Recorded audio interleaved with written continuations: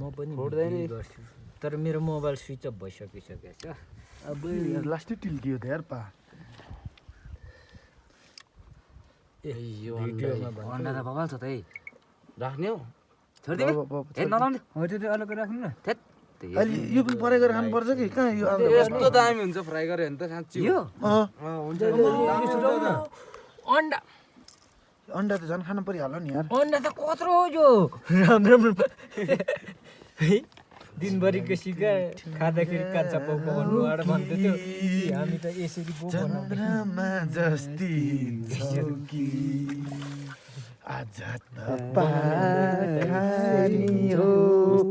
तर आँखा छोप्नु भएको छ अन्डामा सर्दी यसलाई काटेर फ्याँक्नु पर्दो रहेछ है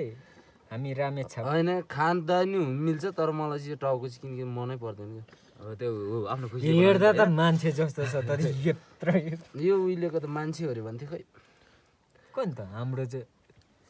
होइन के हाम्रो साथीहरू यो रामेछापपट्टिको होला 4 मिनेट हाम्रोतिर त लगभग हुन्छ होला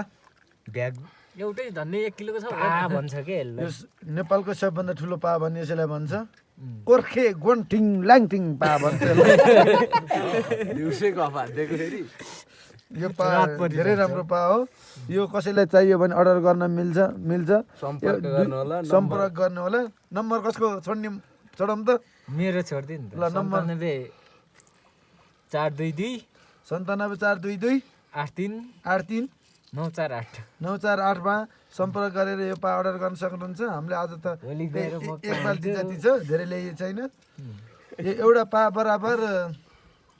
चाउडा खसी बराबरको इनर्जी दिन्छ यसलाई अर्डर चाहिँ गर्न नबिर्सिनु होला खाने तरिका यहाँ म यहाँ भिडियो सहित देखाइरहेको छु र्याङ्कोट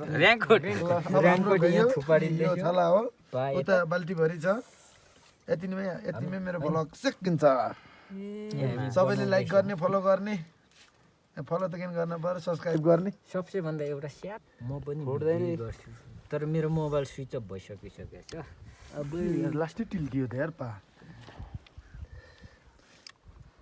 यो भिडियोमा अन्डा त बबाल छ त है राख्ने हो छोडिदिए ए नलाउने हो त्यो अलग राख्नु न अहिले यो पनि फ्राई गरेर खानुपर्छ कि कहाँ यो आलु यस्तो दामी हुन्छ फ्राई गरे भने त साँच्ची यो हुन्छ अन्डा अन्डा त झन् खानु परिहाल्यो नि यार अन्डा त कत्रो हो यो राम्रो राम्रो है दिनभरिको सिका खाँदाखेरि काँचा पाउको भन्नुबाट भन्दै थियो हामी त यसरी पो बनाउँदै चन्द्रमा जस्ती झल्की